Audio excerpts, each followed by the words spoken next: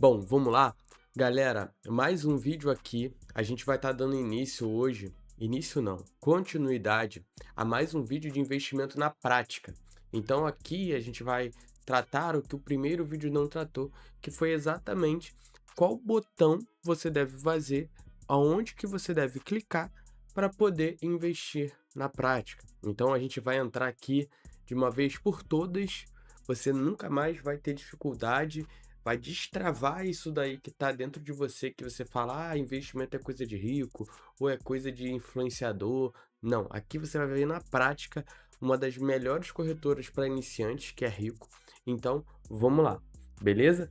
Então, antes disso, eu quero mostrar para vocês aqui na tela uma apresentaçãozinha que eu fiz só para mostrar para vocês como é que faz para poder a gente ter alguma estratégia eficaz para que a gente possa seguir com os nossos investimentos. Porque pensa, não é só você pegar qualquer valor e investir. Vamos supor que você já saiba fazer na prática. E aí agora você precisa da tática. Então, não é só você pegar qualquer valor lá e colocar para investir e dane-se. Não, aqui na prática você precisa ver como é que faz isso para você não se embananar no meio do caminho. Então, na prática, a gente vai ter uma reserva de emergência que a gente vai precisar montar. Então, a gente vai trabalhar em cima de um custo mensal.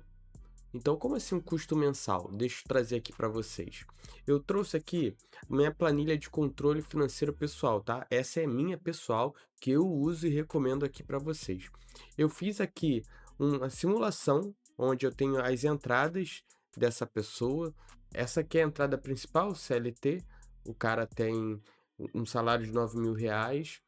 Ele faz ali uns bicos com MEI e ganha mais ou menos uns R$ 500 em média. Então ele ganha aqui uns R$ 990 por mês, R$ 9.980 por mês, beleza? Eu tenho aqui as despesas do cara, então aluguel, provisão de mercado, seguro da casa, conta de luz, água, parcela de curso. Então aqui a gente tem essa visão mensalmente. Se a gente for olhar aqui, ó, vamos trazer aqui para o lado para vocês. Eu fiz esse estudo até o mês de dezembro, ó. Eu fiz até aqui um exemplo. Eu tenho um curso parcelado, então se eu andar para o lado nesse curso, ele só foi 6 vezes que ele apareceu. E assim sucessivamente. Para o cartão, a gente tem aqui as despesas, algumas recorrentes, outras parceladas. Então, aqui, por exemplo, no Itaú, tudo parcelado. Isso vai resultar numa análise de caixa, beleza? Numa análise de caixa, cash flow, que vocês estão vendo aí. Então, 9.980 é o valor que o cara ganha, 9.400 é o total das fontes, algumas entradas extras, R$ 500. O total do gasto mapeado, 6.700, né? E aí vai sobrar um saldo bruto do mês. Beleza, Guilherme, como é que eu faço esse saldo bruto do mês?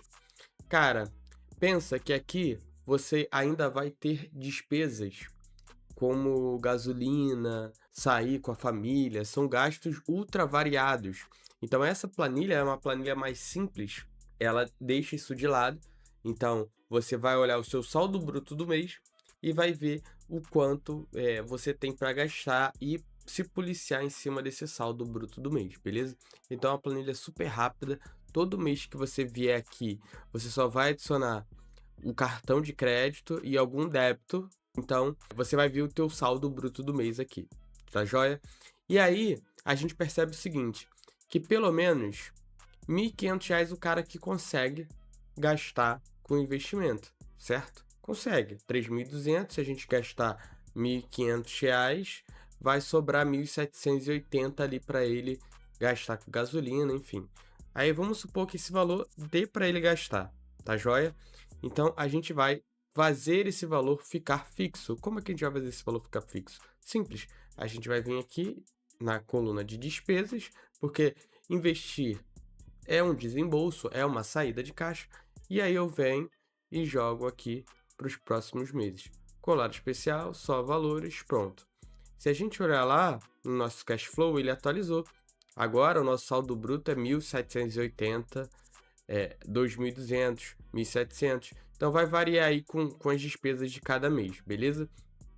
Então, a primeira coisa que a gente fez, né, vindo aqui para o nosso rascunho, a gente analisou financeiramente, pelo nosso fluxo de caixa, o nosso saldo poupador. Então a gente percebeu que a gente tem R$ 1.500 que a gente consegue investir, beleza?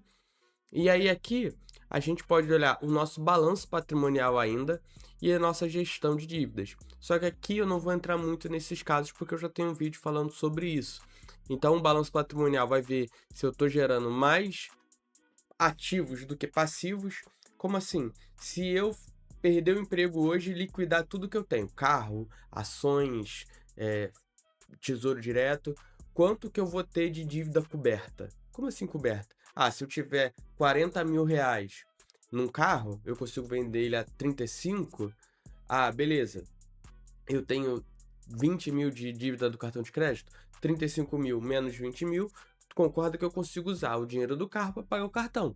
Então, essa é uma análise de gestão patrimonial, de balanço patrimonial, mas aqui a gente vai olhar mais para o fluxo de caixa, beleza? E aí, olhando para a reserva de emergência, a gente percebe que a gente tem um gasto mais ou menos ali de R$ 6.000 nessa análise. Vamos olhar aqui, ó. R$ 6.040, tá vendo? Então eu arredondei aqui para 6.000 reais, né, nesse exemplo. E aí eu preciso ter uma reserva de emergência de pelo menos de 2 ou 3 vezes é, o nosso gasto. Aqui eu pelo menos deixei um valor de 2 vezes para a gente seguir de maneira estruturada, mas você pode determinar a sua.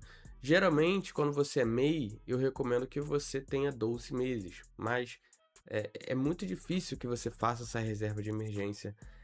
Talvez você se frustre um pouco. Então eu recomendo de 2 a 3 vezes, mesmo sendo MEI ali. Por quê? Nessa minha estratégia, diferente de que muitas outras pessoas vendem, a gente nunca vai parar de produzir a nossa reserva de emergência.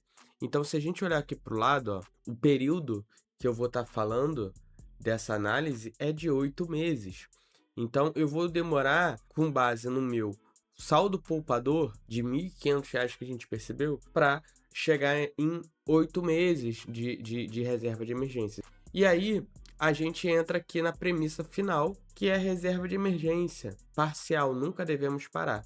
Então, se vocês olharem aí, eu fiz um percentual inicial, né, nesse primeiro objetivo, que é a composição da nossa reserva de emergência, onde 20% vai ficar na poupança, 20% em caixinhas e 60% no Tesouro Selic, que é o que a gente vai investir hoje, beleza? Só para continuar e não ficar um pouco vago, já entendemos qual vai ser a estratégia, já falamos sobre controle de fluxo de caixa, a gente percebeu que juntos a gente tem um saldo poupador de R$ 1.500 e você pode fazer essa análise aí da sua casa, verificar o período que você precisa ter de dinheiro acumulado para poder fazer sua reserva de emergência com base nos seus gastos e não no quanto você ganha, isso é importante, beleza? E aí agora a gente vai para a tela da corretora para entender de fato como é que faz para poder estar ali investindo de maneira técnica, né? Onde a gente clica, como é que a gente faz. Nesse caso aqui, eu vou estar investindo no Tesouro Selic com vocês, porque a poupança, né? A gente sabe que a poupança é a poupança. Você pode criar uma conta num banco qualquer e nesse banco você abrir ali uma conta poupança para que esse dinheiro fique rendendo. A gente vai estar falando ali das caixinhas, então todos os bancos hoje têm suas caixinhas, é só você consultar aí Itaú, Nubank, C6, é só você ver ali o cofrinho, né, para você deixar esse dinheiro guardado e ele rendendo ali com o tempo. Então a poupança aqui e o CDB, as famosas caixinhas, a gente já vai matar aqui, beleza? Então a gente vai agora para a parte do Tesouro Selic. Vamos investir na prática? Bom, galera, e aí, vindo aqui para a tela, no caso aqui, a gente vai usar a Rico Corretora, que é a corretora que eu estou usando. Você vai vir aqui na parte de Tesouro Direto e Títulos Públicos. Eu já mostrei isso no vídeo 1 dessa sequência que eu estou fazendo. E aqui a gente pode clicar direto no Tesouro Direto.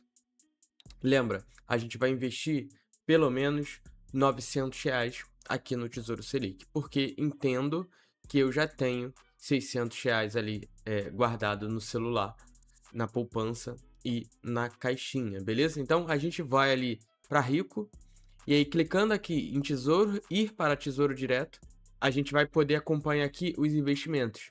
E aqui aparece exatamente igual como aparece no próprio site do Tesouro, beleza, galera? Então, a gente clicando aqui na Selic 2031, a gente vai poder ter acesso a ela. Vamos lá? Hoje eu tô gravando no final de semana, mas não tem problema. Eu vou estar aqui agendando uma compra para segunda-feira. Então, é a mesma coisa como se você fosse comprar, tá joia? Então, eu venho aqui e boto os R$ 900, que é o que a gente botou lá no nosso rascunho da nossa preparação, beleza? R$ 900. Não é possível, só fazendo um adendo, não é possível garantir a quantidade a ser comprada devido à variação do preço na data. Então, é bom ficar olhando. Mas é muito difícil passar desse valor mínimo, né? O valor, a Selic teria que, né, mudar muito até segunda-feira, que não é verdade, tá joia?